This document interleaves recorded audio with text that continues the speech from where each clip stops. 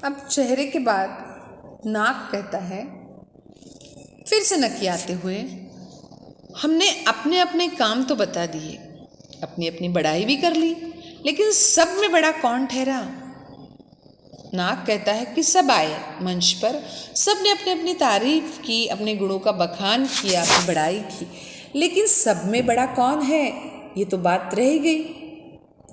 सब में बड़ा कौन ठहरा? कौन बड़ा है सब में?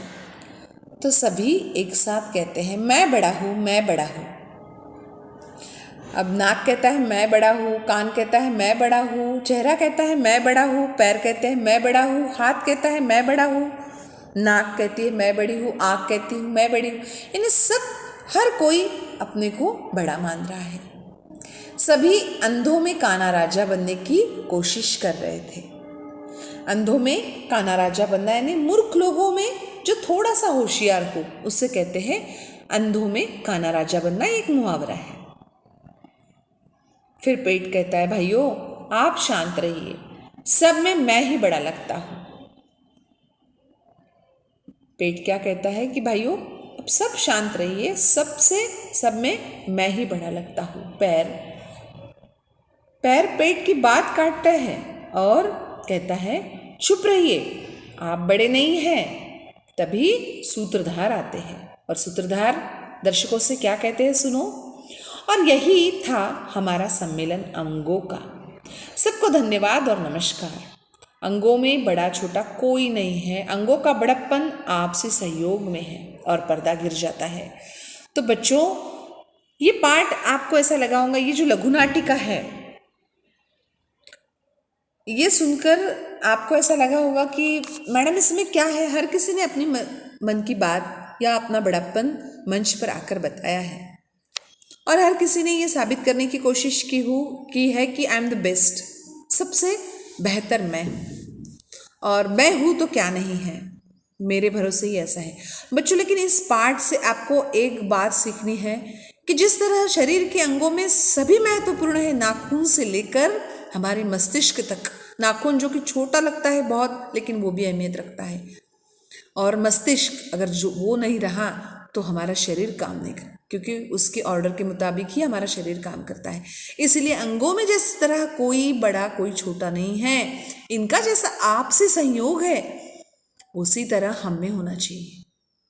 हमको भी कक्षा में इसी तरह रहना चाहिए, ना कि कक्षा में बल्कि हमारे परिवार में भी अगर हमारे बहन भाई है तो उनके साथ भी मैं ही बड़ा हूँ और मैं हूँ तो क्या नहीं है, मुझ में सब कुछ है, ये भावना हमको नहीं रखनी है।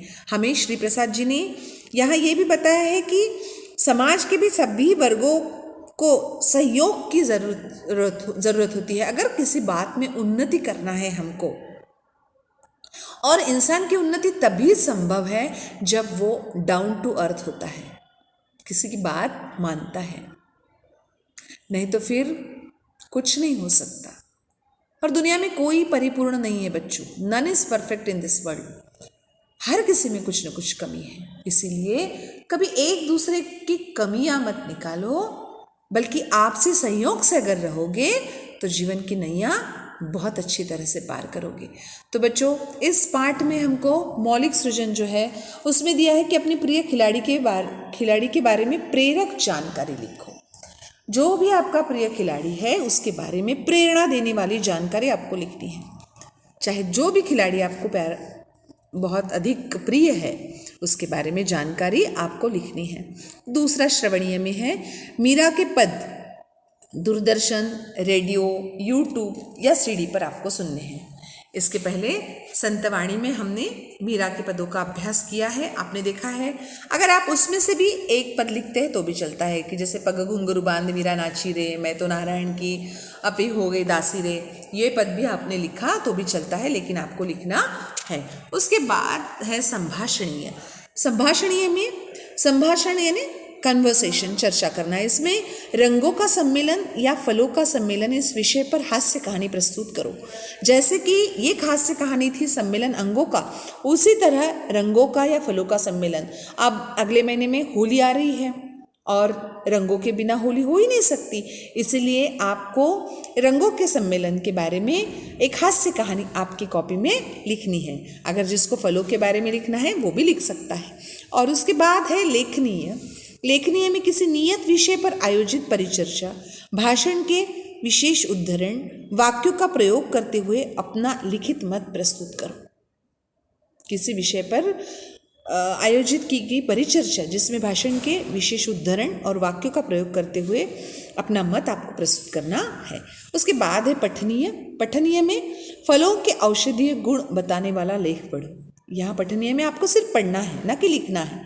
इसमें फलों के जो औषधीय गुण होते हैं, हर फल के अलग अलग औषधीय गुण होते हैं, किसी फल से हमें क्या मिलता है, तो वो आपको पढ़ना है।